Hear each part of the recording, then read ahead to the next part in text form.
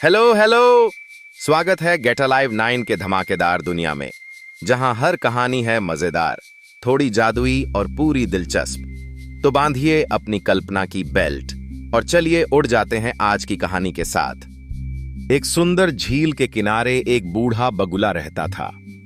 बुढ़ापे के कारण उसके शरीर में अब पहले जैसी शक्ति नहीं रही थी। वह मछलियों के पीछे दौड़ नहीं पाता था, जिससे वह कई दिनों तक भूखा रहने लगा। उसने सोचा, अगर मैंने अपनी बुद्धि का इस्तेमाल नहीं किया तो मैं भूख से मर जाऊंगा। उसने एक तरकीब सोची। उसने अपने पंखों को समेटा, एक पैर पर खड़ा हो गया और अपनी आंखें बंद कर लीं।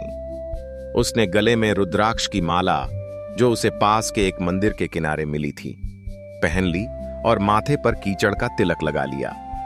अब वह दिखने में बिल्कुल एक साधु बाबा जैसा लग रहा था। झील की मछलियां और मेंढक यह देखकर हैरान रह गए कि शिकारी बगुला आज शांत क्यों है। एक बड़ी मछली ने साहस जुटाकर पूछा, साधु बाबा, आप आज शिकार क्यों नहीं कर रहे? क्या आप बीमार हैं? बगुले ने अपनी आंखें धीरे से खोलीं और बहुत ही शांत स्वर में कहा, पुत्री, अब मैंने हिंसा का मार्ग त्याग दिया है। मैं अब केवल ईश्वर का नाम जपता हूं और तपस्या करता हूं। मुझे अब किसी जीव की हत्या करने में कोई रुचि नहीं है। मछलियां उसकी बातों से प्रभावित होने लगीं। कुछ दिन बीत गए और सभी जलचर उसे वास्तव में एक महान साधु बाबा मानने लगे। एक दिन बगुले ने बहुत दुखी होने का नाटक किया। उसने जोर जोर से आहें भरना शुरू किया। जब मछलियों ने इसका कारण पूछा तो उसने कहा, मैंने अपनी दिव्य दृष्टि से देखा है कि इस क्षेत्र में भयानक अकाल पड़ने वाला है। ज्योतिष के अनुसार अगले कुछ दिनों में यह झील पूरी तरह सूख जाएगी और तुम सब तड़प तड़प कर मर जाओगे। पूरी झील में हड़कंप मच गया। सभी जीव डर के मारे बगुले के चरणों में गिर पड़े। उन्होंने कहा, हे साधु बाबा, आप तो ज्ञानी हैं, हमें बचाने का कोई रास्ता बताइए। बगुले ने मुस्कुराते हुए कहा, चिंता मत करो। यहां से कुछ ही कोस की दूरी पर एक बहुत ही गहरी और बड़ी झील है, जो कभी नहीं सूखती। मैं अपनी शक्ति और पंखों के माध्यम से तुम सबको एक एक करके वहां पहुंचा सकता हूं। बस तुम मुझ पर विश्वास करो। मछलियां खुश हो गईं। वे बारी बारी से बगुले के पास जाने लगीं। बगुला रोज कुछ मछलियों को अपनी चोंच में उठाता और उड़ जाता, लेकिन वह उन्हें किसी दूसरी झील में नहीं, बल्कि दूर एक ऊंची पहाड़ी की चट्टान पर ले जाता और उन्हें मारकर खा जाता। अब वह साधु बाबा खूब मोटा और सेहतमंद हो गया था। कई दिनों तक मछलियों को खाने के बाद बगुला ऊब गया था। एक दिन झील के केकड़े ने उससे प्रार्थना की, साधु बाबा, आपने सबको सुरक्षित स्थान पर पहुंचाया, अब मेरा भी उद्धार करें। बगुले ने सोचा, आज मछली के बजाय केकड़े का मांस खाकर स्वाद बदलता हूं। उसने केकड़े को अपनी पीठ पर बैठा लिया और उड़ान भरी।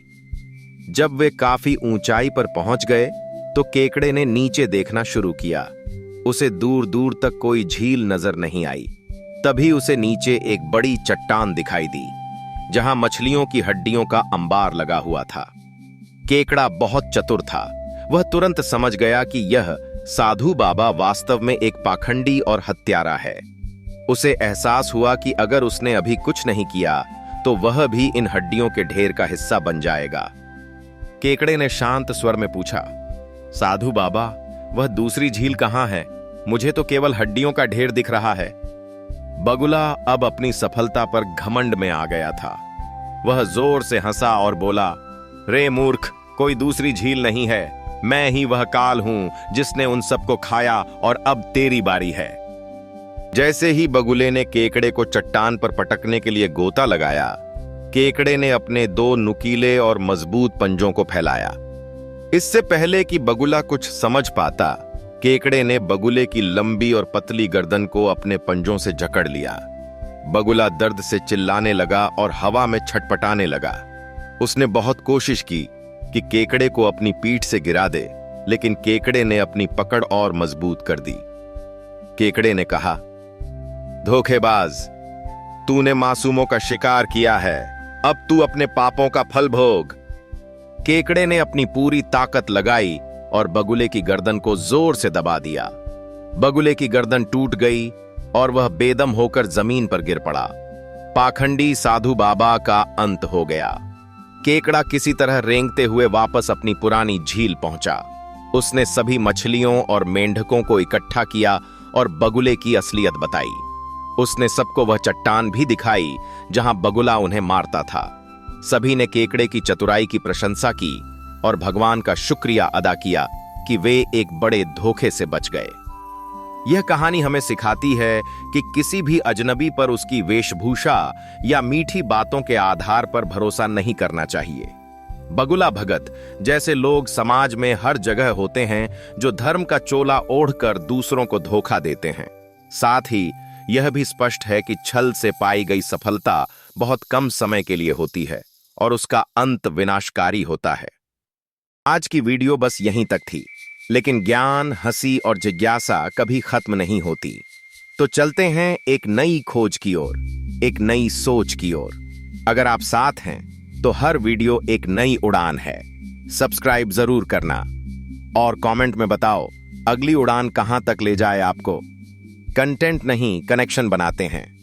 हम हैं गेट अलाइव 9। मस्त रहिए।